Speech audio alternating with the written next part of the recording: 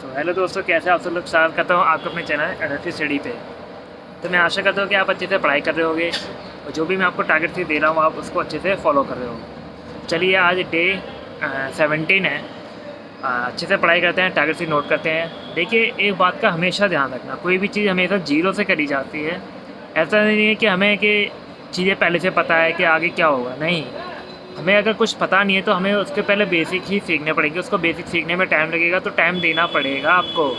जो टाइम आप अभी दे दोगे तो आगे आपको छोटी छोटी गलतियों पे नहीं देना पड़ेगा। तो इसलिए सबसे अच्छा है कि आप बेसिक्स पे टाइम दें, चीज़ों को सीखें, फिर जाके आप हवा में उड़ने की कोशिश करें। ठीक है, आप ज़्यादा मतलब ये ना सोचें कि हाँ उसको मैं बीट कर दूँगा। आपको पता है आप कितने पानी में हैं, सबको पता होता है। तो आपको किस चीज़ के लिए कितनी मेहनत करनी है। तो बिना टाइम वेस्ट किए ना उस चीज़ के पहले बेसिक को पकड़ो, तब जाके एडवांस में मूव करें। अदरवाइज़ आपका टाइम भी वेस्ट होगा, कुछ नहीं होगा। ठीक है, तो चलिए टारगेट शीट नोट करते हैं। सबसे पहले हम क्या करते हैं, इंग्लिश करते हैं। इंग्लिश में वोकैब करते हैं। मैं आपको हर बार बताता हूँ कि पीछे की वोकैब अगर आपकी छूटी तो उसको आप रोज़ रिवाइज करें। ठीक है, आगे के वोकैब को आप पढ़ते जा रहे हैं तो पीछे की भी रिवाइज करते जाएं, वरना सब भूल जाएंगे, कोई फ़ायदा ही नहीं होगा। और जो मैंने आपको बोला कि डायरी या कॉपी कुछ तो मेंटेन कर रहे होगे आप, जिसमें आप टारगेट शीट नोट कर रहे होगे या वोकैब लिख लिख के याद कर रहे होगे, कुछ तो कर रहे होगे, तो उसको रिवाइज करो यार। 5 बार वोकैब करनी होती है। एंटोसिनो ईडियम, 1 बार सब्स्टिट्यूशन। और हाँ, मैं आपको बताता हूँ 89% 2025 की जो स्टेनोग्राफर की वोकैब आई है ना, वो ब्लैक बुक से आई है। तो इसलिए मैं आपको प्रेफर करता हूँ कि ब्लैक बुक से आप पढ़ सकते हैं। बहुत अच्छी बुक है, 89% कम नहीं होता है, 90 से ज़्यादा भी आ सकती है। लेकिन मैटर करता है कि आप उस बुक को कितनी बार पढ़ते हो, कैसे पढ़ते हो। रटना नहीं है, समझना है चीज़ों को। इसलिए कहता हूँ कि आप रीडिंग करो।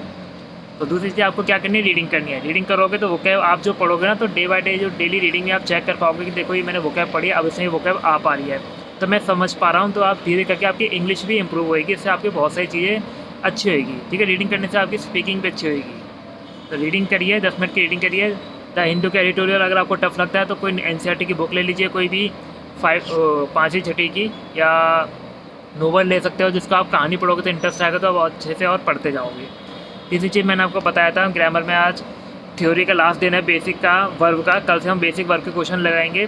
और वो क्वेश्चन कहाँ से लगाने हैं आपको, नीतू सिंह मैम की जो वॉल्यूम 1 की बुक है उससे आपको लगाना है। ठीक है, जो पीछे इसके होते हैं उसमें 50 एरर होता है, वो आपको लगाने हैं और आपको समझना भी है कि आखिर कैसे हुआ, एक्सप्लेनेशन के साथ दी गई है। दूसरी चीज़ रीजनिंग। रीजनिंग में कोडिंग डिकोडिंग के लिए 1-2 दिन और दूंगा, उसके बाद नया टॉपिक चालू करेंगे।